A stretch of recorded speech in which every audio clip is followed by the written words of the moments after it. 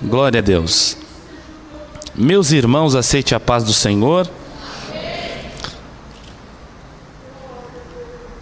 Por favor, abra comigo a sua Bíblia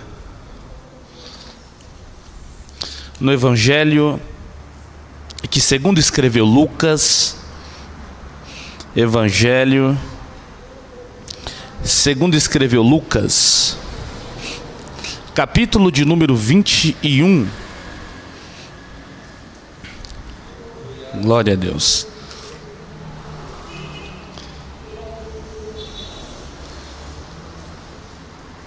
Evangelho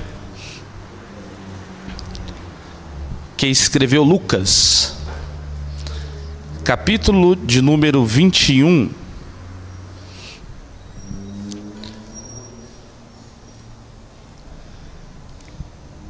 O versículo é o versículo de número 5 e também o versículo de número 8. Eu quero me apegar, junto com os irmãos, a esse evangelho que escreveu Lucas. Eu poderia escolher Mateus 24 ou Marcos 13 para falarmos sobre o que está dentro do contexto do capítulo 21.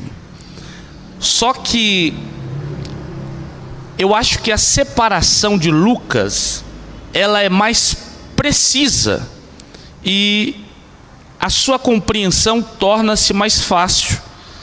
Então, por isso que eu escolhi o capítulo 21 do Evangelho de Lucas para a nossa breve meditação, e eu acho que é muito preciso para os dias em que estamos vivendo. Os irmãos encontraram? E dizendo alguns a respeito do templo que estava ornado de formosas pedras e dádivas, disse: quanto a estas coisas que vedes, dias virão em que não se deixará pedra sobre pedra, que não seja derrubada. E perguntaram-lhe, dizendo: Mestre, quando serão, pois, estas coisas?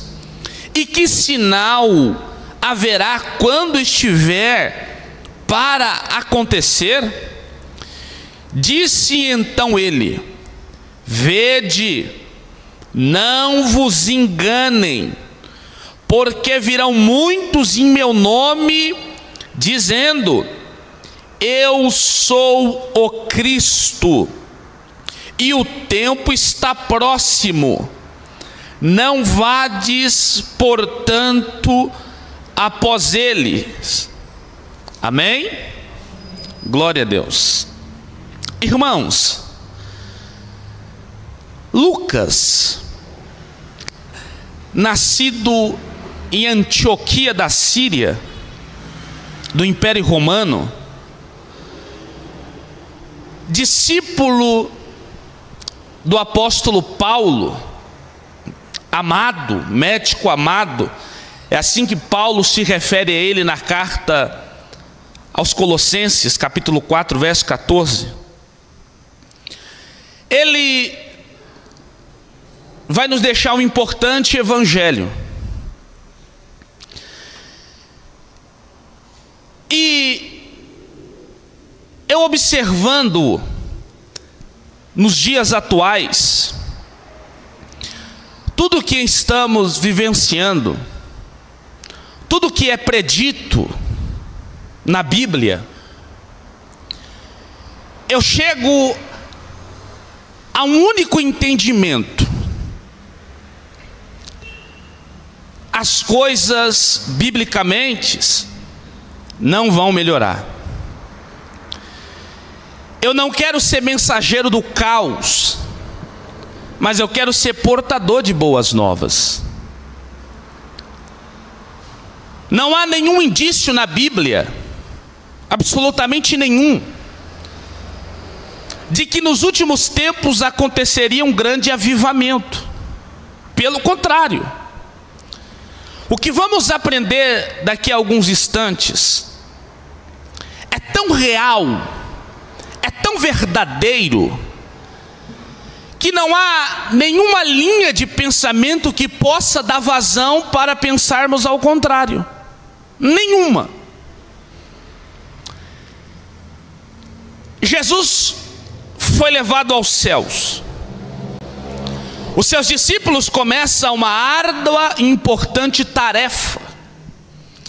O cristianismo é visto como uma religião não só de judeus, mas eles acreditam que seria mais uma seita que nasceu do judaísmo.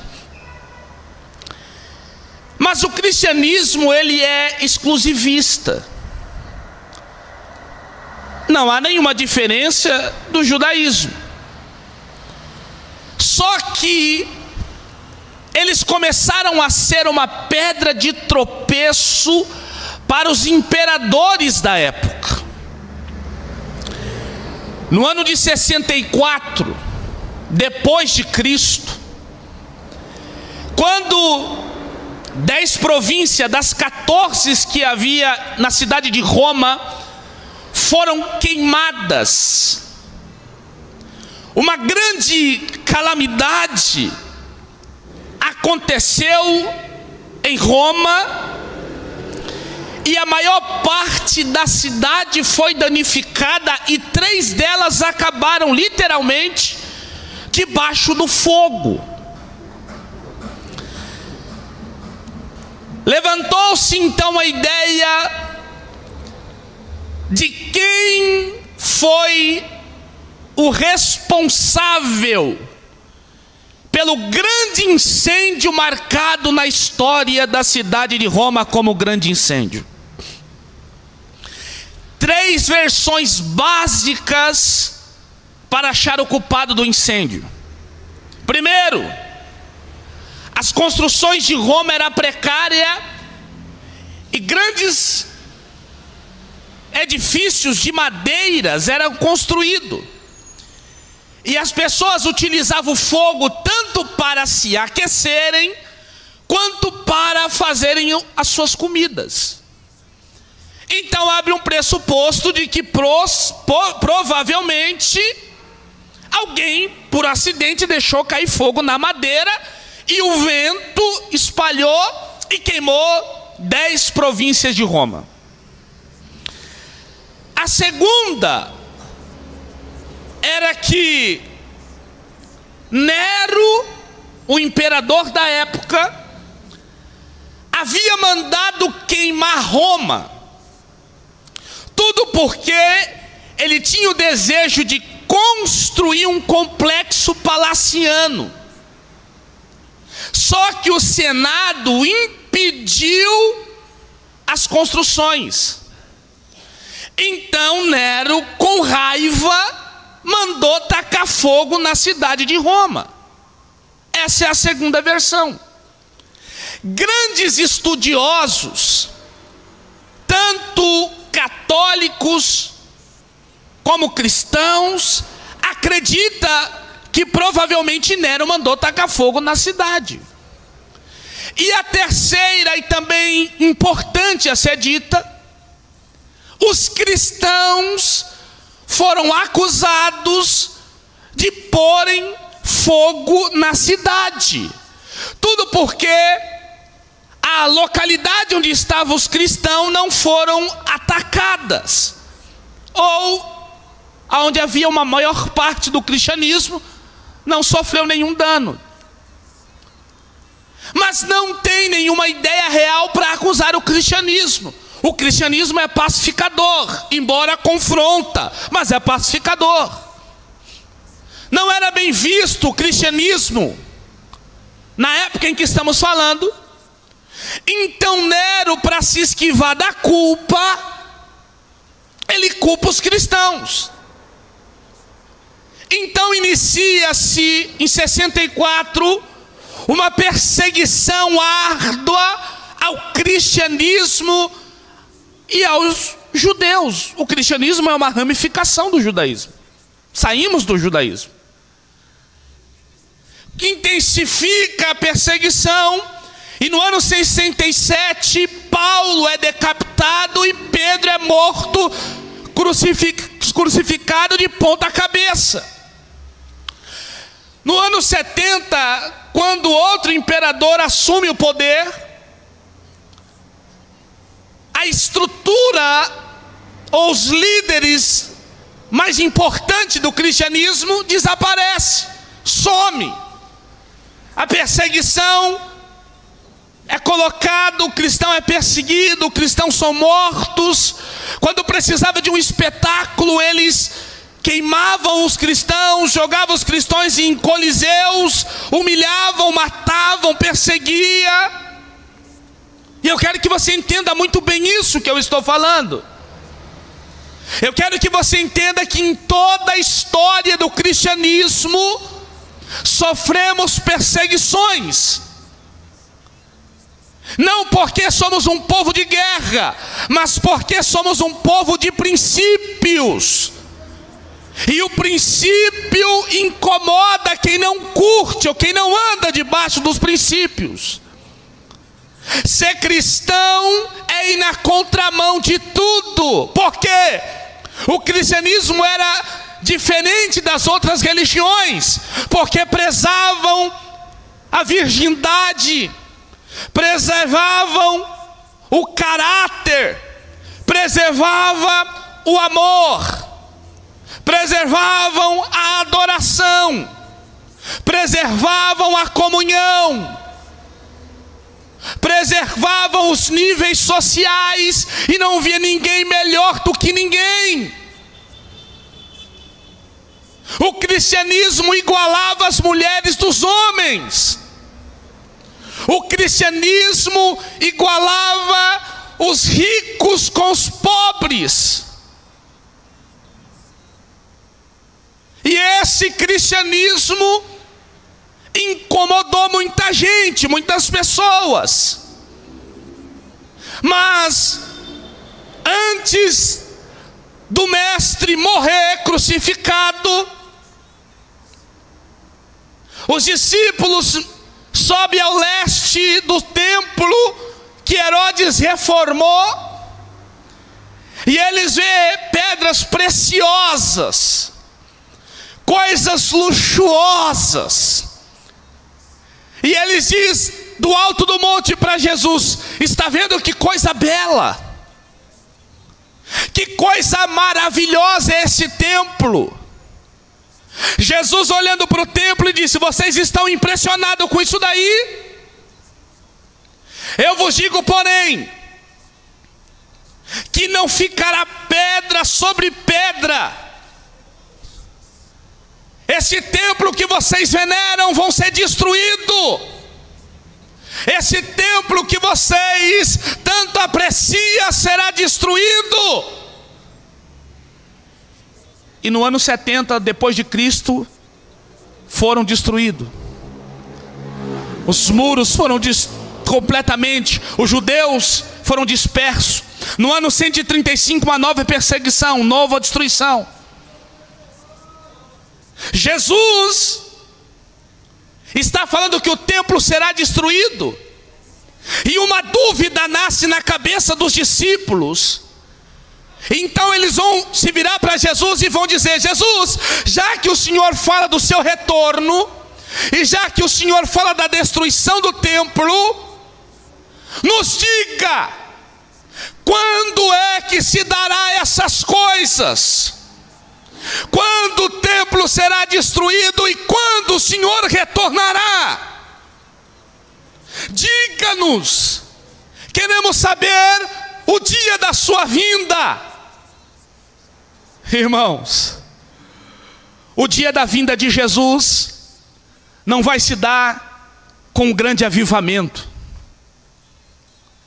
O dia da vinda de Jesus, ele deixou escrito exatamente o que aconteceria quando ele retornasse ou quando ele estivesse perto de retornar?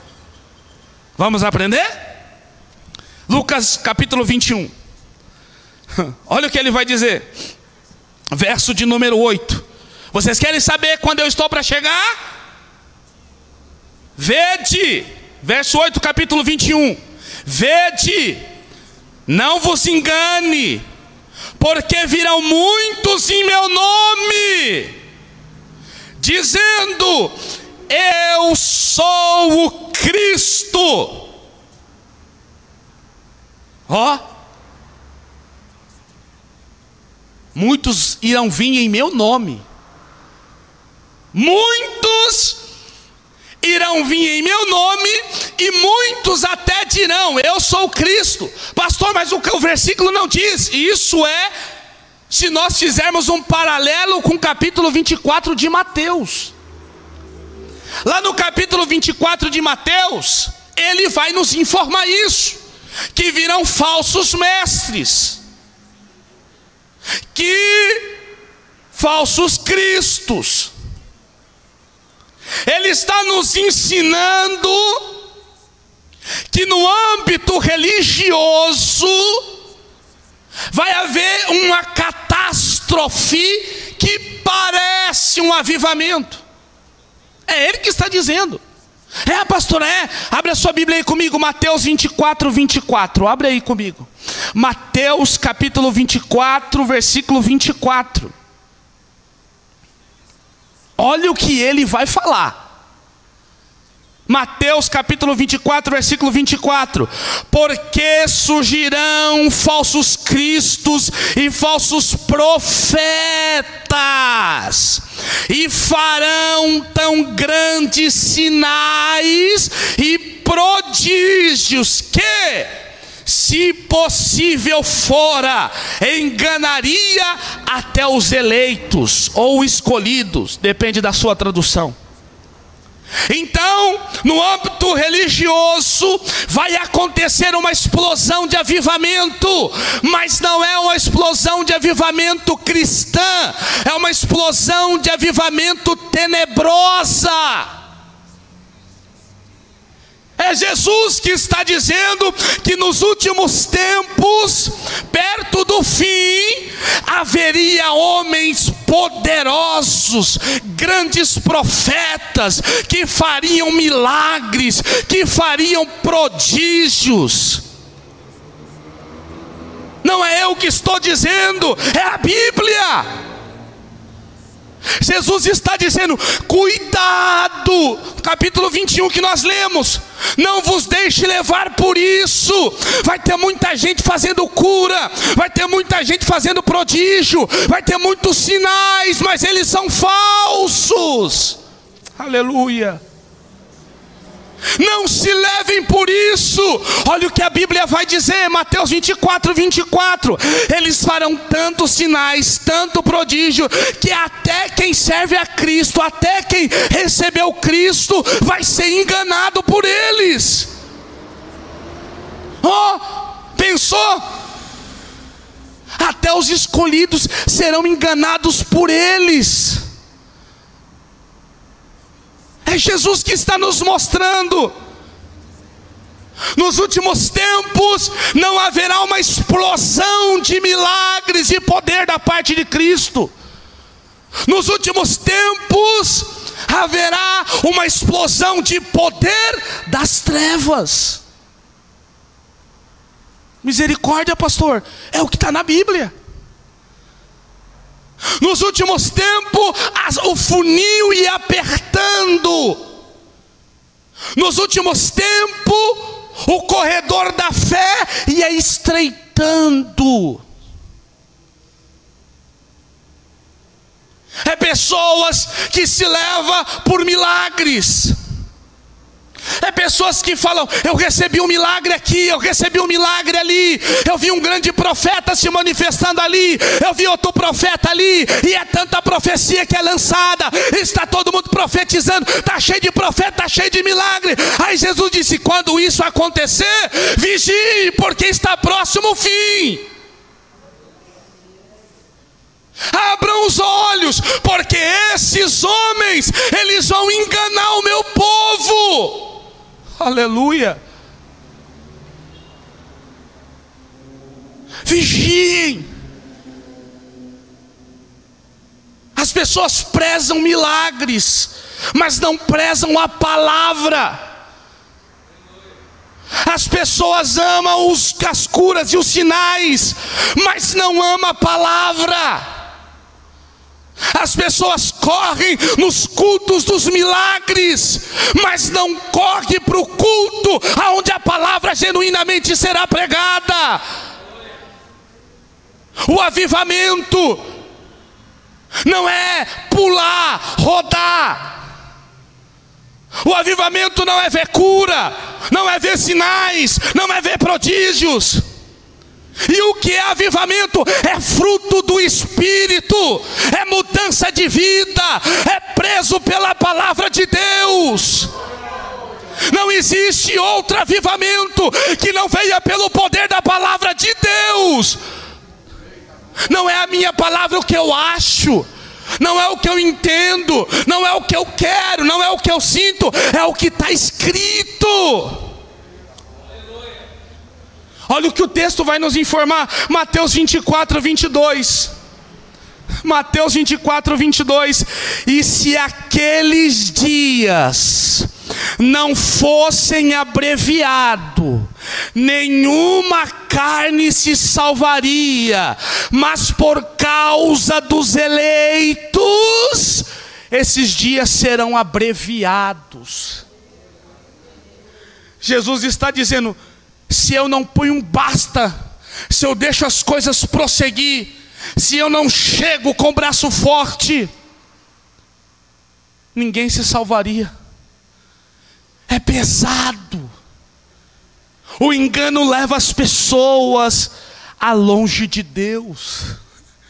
Eu não consigo entender um avivamento onde as pessoas não tenham vontade de partilhar o amor com o próximo.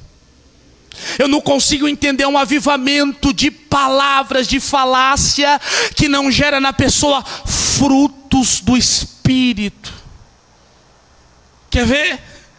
Nos últimos tempos, para quem acha que vai vir um grande avivamento, para quem acha que esse coronavírus ainda é muita coisa, para você que acha tudo isso, e eu não quero fantasiá-los com uma mentira e distorcer o texto, é só você ler Mateus 24, Marcos 13, Lucas 21, é só você ler, é o que está lá. Nos últimos tempos vai haver guerras, rumores de guerras, terremotos, pandemias, fome. Olha, Jesus, quando que o Senhor nos diz, quando estiver próximo à sua vinda, Ele diz: eu vou falar para vocês, eu vou falar. Vai aparecer pessoas dizendo que é Cristo, e já estão vindo aí, foge deles. Vai ter pessoas que vai fazer muitos sinais, prodígios, não vos deixe ser levado por eles. Vai haver fome, peste, terremotos, guerras, mas não vos assusteis, ainda não será o fim. Nos últimos tempos, você está achando que o povo vai ficar mais amoroso? Vivemos a era da tecnologia, a era da comunicação. Alcançamos feitos que talvez os nossos antepassados nunca imaginou que a pós-modernidade chegaria ou alcançaria o que está alcançando hoje. Homens que estão dando passagem para candidatos que quiserem ir para outros planetas. Cada mais tempo, os terremotos ficam mais frequentes e mais sentidos em outras nações, em outros países. Pestes, doenças que não sabemos a sua origem. Pessoas que conhecemos e amamos têm morrido. Cada tempo que passa, coisas mais absurdas vêm acontecendo. Escute o que eu vou dizer. Vai ter tempos que os nossos filhos não poderão ir às escolas. Haverá tempos de perseguições ao cristianismo genuíno. Haverá tempos que homens irão amar mais a si mesmo do que a Deus. Haverá tempos difíceis, mas também haverá um tempo de pessoas fiéis a Deus que estão aguardando o retorno dele para buscar o seu povo. Olha o que Paulo diz ao jovem Timóteo, 2 Timóteo 3, vamos ler 2 Timóteo 3? Vamos ler 2 Timóteo capítulo 3, versículo 1 até o versículo 5, eu leio, os irmãos acompanhem, por favor. Olha o que está escrito. 2 Timóteo 3, do 1 ao 5. Sabe, porém, isto, que nos últimos dias sobrevirão tempos trabalhosos. Nos últimos dias vai haver tempos trabalhosos. Tempos trabalhosos.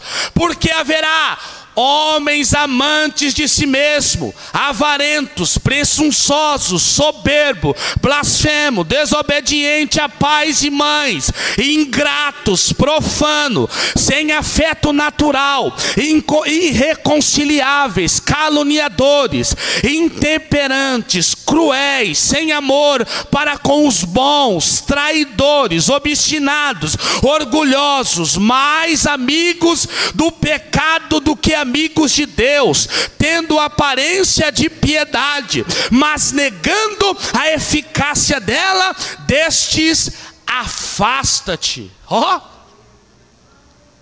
Paulo está dizendo, nos últimos dias vai ter gente que parece que tem piedade, que parece que tem amor, mas afaste-se deles. Afaste-se desse tipo de homens. Aleluia. Afasta dessa qualidade de pessoas. Eles amam mais o pecado do que a Deus. É a Bíblia que está nos mostrando. É a Bíblia. Ainda dentro do âmbito religioso, vemos falsos cristos. Vemos. E olha que lindo. Eu fiz uma separação, irmão. Essa vida acadêmica com trabalho é bem complicada. Eu até falei, pastor, antes, que é difícil de montar um sermão. É bem corrido. Eu tenho bastante coisa para ler, estudar, entregar, então fica um pouco corrido. Por isso que eu sumi um pouco das quartas-feiras. Um homem, os falsos Cristo, que apareceu, há muitos, mas eu separei 3 aqui. Falsos Cristo, Vissarion, ele é da Sibéria, Rússia. Ele tem 10 mil membros espalhados pelo mundo. Em 1992, ele encontrou a terra, a Nova Israel dele, a Nova Jerusalém que desce do céu. Ele encontrou em 1992. A terra prometida dele fica numa cidade lá que eu nem vou me pronunciar porque é difícil de falar. É uma palavra difícil. É mais ou menos assim, Petropavlovsk. Mais ou menos assim. Mais ou menos assim. Recebeu um chamado quando perdeu o emprego de guarda de trânsito. Ele disse, agora eu recebi um chamado, eu sei que eu sou Jesus. Ele disse, eu sei que eu sou o Messias, recebi um chamado. E ele tem cerca de 10 mil membros espalhados. E ele mora nessa cidade, a Nova Jerusalém. O que não dizer do inglês David Chappell. Descobriu a chamada messiânica quando ele consumia cogumelos alucinógenos. Enquanto ele usava droga, ele disse que recebeu uma visão e Deus disse para ele, você é o Messias, você é Jesus. Ele trabalhou no serviço secreto britânico e ele disse, o meu pai vai voltar no ano de 2012. Você deve ter visto essa profecia. Teve 2011, 11 de 11 de 2011, e também teve no ano de 2012 uma profecia acerca do fim do mundo. Claro que Jesus não voltou, nós estamos todos aqui, né? E o meu filho nasceu 11 de 11 de 2011. E que não dizer da figura mais divertida do Brasil? Álvaro Tais, né? Desde os 5 anos ele escuta uma voz que direciona ele. Desde os 5 anos. Com 31 anos, após ele jejuar 4 dias e orar, Deus apareceu a ele e disse assim: eu vou abrir o jogo para você. Esse tempo todinho eu estou conversando com você, mas agora eu vou abrir o jogo. Você é Jesus. Ele disse: ah, my God, eu sou Jesus. Ele disse: você é Jesus. Você é Jesus, só que você não vai se chamar Jesus, o seu nome vai ser Henrique Cristo. É a palavra latim que estava sobre a cruz. Ele diz: você vai se chamar Henrique Cristo. E desde então, nós temos aqui um Cristo que não é Cristo, brasileiro, que mora em Brasília, precisamente numa cidade chamada Nova Jerusalém. Irmãos, percebemos, sempre o propósito do diabo é tentar ludibriar as pessoas, é enganar as pessoas dizendo que ele é Cristo, ou que ele é Jesus. E eu caminho para o fim aqui, só para nós concluirmos. Abra aí, num dos livros mais difíceis de interpretar, Apocalipse. E eu prometo que eu não vou falar muita coisa dele, porque ele é bem complicado de se entender, e não é assim pregando que vai clarear sua mente. Mas no livro do Apocalipse, João, aproximadamente em 94, 99, mais ou menos esse tempo, ele, quando estava isolado na ilha de Pátimo, ele teve visões de Deus. E ele entregou as cartas das igrejas da Ásia, e também Deus deu a ele a revelação do fim. E o interessante é que Jesus disse: nem todos que aqui estão comigo vão morrer, mas alguns vão presenciar, vão ver o fim. E precisamente João não foi martirizado, não mataram ele, tentaram matar ele. Ele ficou preso, isolado, davam pouca comida para ele, ele viveu. Jogaram ele num caldeirão cheio de óleo fervendo, e ele sobreviveu. Prenderam ele para calar ele, e ele teve visão de Deus. Não deu para matar o apóstolo João. Não deu. Ele teve visão de Deus. E no capítulo 6, na abertura do primeiro selo, no versículo 2 ele diz: olhei, e eis um cavalo branco. Ó, cavalo branco, bonito cavalo branco, né? E o que estava sentado sobre ele tinha um arco, e foi-lhe dado uma coroa, e saiu vitorioso e para vencer. Pastor, quem é esse cavaleiro nesse cavalo branco? O anticristo. Esse é o anticristo. O capítulo 6 é o início da manifestação final do último homem que vai aparecer se identificando como Cristo. No começo, ele vai trazer aquilo que chamamos de falsa paz. No começo, ele vai arrumar a política, porque cá entre nós, a nossa política está completamente terrível. Esses dias eu disse para um amigo meu, eu disse: cuidado, hein? Não milita por esse aí não. Não, eu sou direita. Eu disse: não milita não. Não fica militando não. Porque o anticristo vai se manifestar e ele terá apoio do governo, terá apoio político, apoio religioso e apoio da massa. Quando ele se manifestar, vai ter o apoio das pessoas. Hoje o que mais temos é líderes próximos de político. O que mais temos? E o que o anticristo precisa? De um político. O que o diabo precisa? De um político e de um sacerdote cristão, ou um sacerdote que professa algum tipo de fé. É o que ele precisa. E ele saiu para vencer. Mas se você ler todo o capítulo 6, você vai ver que todos os cavalos, depois do branco, o amarelo, o vermelho, o preto, eles são tudo manifestações que ocorrerá promovido pelo anticristo. Fome, peste, guerra, perseguição. Ele traz o equilíbrio. E para nós finalizarmos, vai lá no capítulo 13 de Apocalipse, no verso 7, para nós finalizarmos. Só para nós finalizarmos. Capítulo 7, ou melhor, capítulo 13, verso 7. Olha o que aconteceu com o anticristo.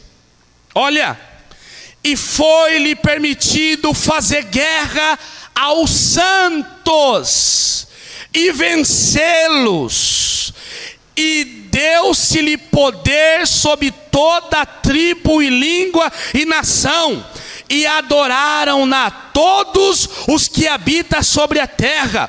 Esses cujo nome não está escrito no livro da vida do Cordeiro, que foi morto desde a fundação do mundo. Pastor, o que acontece, pastor? Haverá um tempo na história aonde o anticristo vai se levantar contra os santos, e ele vai perseguir os santos, e ele vai matar os santos, e uma multidão de pessoas vão adorá-lo, uma multidão de pessoas vão vacioná-lo o seu nome. No capítulo 13 e no primeiro verso, até o verso anterior ao verso de número 7, nós vamos ver uma descrição do anticristo morrendo, mas o diabo dando poder para o falso profeta ressuscitá-lo, e quando ele ressuscitá-lo, as pessoas dirão: louvado seja esse Deus. Vão chamar anticristo de Deus. Ele vai se assentar no trono de Deus, ele vai perseguir os santos. Mas a Bíblia vai nos dizer, Apocalipse capítulo de número 19, que quando Jesus retornar, o diabo, a besta e o falso profeta serão lançados no fogo eterno de sofrimento, e a igreja entrará nos portões celestiais, dando júbilos de glória a Deus, ao nosso Redentor e poderoso.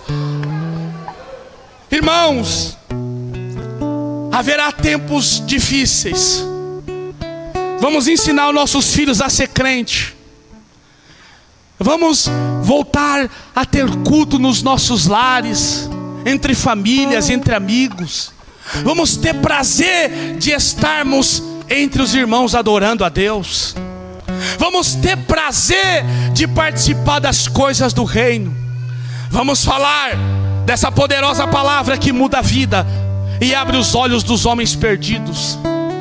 Vamos amar a Bíblia acima de tudo, porque haverá tempo difícil. Não diz o pastor Bruno, é a Bíblia que diz, aonde aquele que perseverar até o fim, esse será salvo. Eu aguardo o arrebatamento da igreja, eu aguardo a volta de Cristo. Se põe de pés, por favor, se põe de pés. Eu tentei ser o mais claro possível do que está na Bíblia. E eu quero fazer uma oração com você aqui agora. E a oração é para nós pedirmos força para Deus, para em nenhuma hipótese nós negarmos o nome dele. Vamos voltar a ser cristãos fervorosos, na oração, no clamor, no jejum, no devocional, na leitura da palavra. Irmãos, acredite, cada folha que está aqui dentro, cada leitura que você faz de uma folha daqui de dentro, é um fortalecimento que você tem. Eu podia chegar aqui e falar qualquer palavra motivacional, mas você não ia se levantar. Palavra motivacional mexe com a nossa emoção, mas não dá estrutura para o nosso raciocínio, para a nossa razão. O que mantém o homem de pé não é as emoções. A Bíblia diz que o coração do homem é enganoso. As emoções procedem do nosso coração, mas a razão, ela nos dá estrutura. Nós calculamos e pisamos em terras firmes quando nós arrancamos a emoção e damos vazão para a razão. Pastor, eu só devo ser racional? Jamais! Há um equilíbrio. Eu devo orar ou jejuar ou ler a Bíblia. Eu devo ser emocional ou mais racional. Você já viu algum pássaro voando com uma asa? Um avião voando com uma asa? Não! Há um equilíbrio. E esse equilíbrio é preciso para nós andarmos firmes e constantes, pelejando até o fim. E para que pelejar até o fim, pastor? Porque ele está dizendo que nos dará a coroa da vida. Pastor, o que é coroa? Não sei. Não há significado dentro dos textos originais do que tipo de coroa é essa. Mas haverá um prêmio, haverá algo que Cristo nos entregará. E João diz: Ele enxugará de nossos olhos todas as lágrimas. Não haverá mais dor, Não haverá mais pranto, não haverá mais sofrimento. Todas essas coisas se passaram. Tudo é novo, tudo é novo, tudo é novo, para a glória do Deus Pai. Feche os olhos. Senhor Deus, eu ensinei a sua palavra, Pai, da maneira que entre ontem e hoje tu me deste. Deus, eu tentei ser o mais fiel possível às suas escrituras. Eu te peço na noite de hoje, alcança cada um que ouviu esta palavra. Abre os olhos da humanidade, Senhor, para acreditar mais em Ti e não olhar para os problemas que estão nos cercando. Deus, dê força para essa igreja, dê força para a nossa liderança, dê força para os nossos irmãos, dê força para as nossas vidas, para perseverarmos até o fim. Ó Deus, nós queremos honrar a Ti e honrar a Tua palavra. Abençoe, Senhor, a cada um, Deus, que nesse momento difícil nós possamos se apegar em Ti e na Tua palavra. Nos guarde, nos proteja, nos dê força para avançarmos. Abençoe a cada um dos Teus filhos. Senhor, ajuda-nos a nós administrarmos os nossos lares, administrarmos as nossas vidas perante Ti. Abençoe-nos, Pai. Tome este povo pelas Suas mãos e nos conduza, porque sem Ti nada podemos fazer.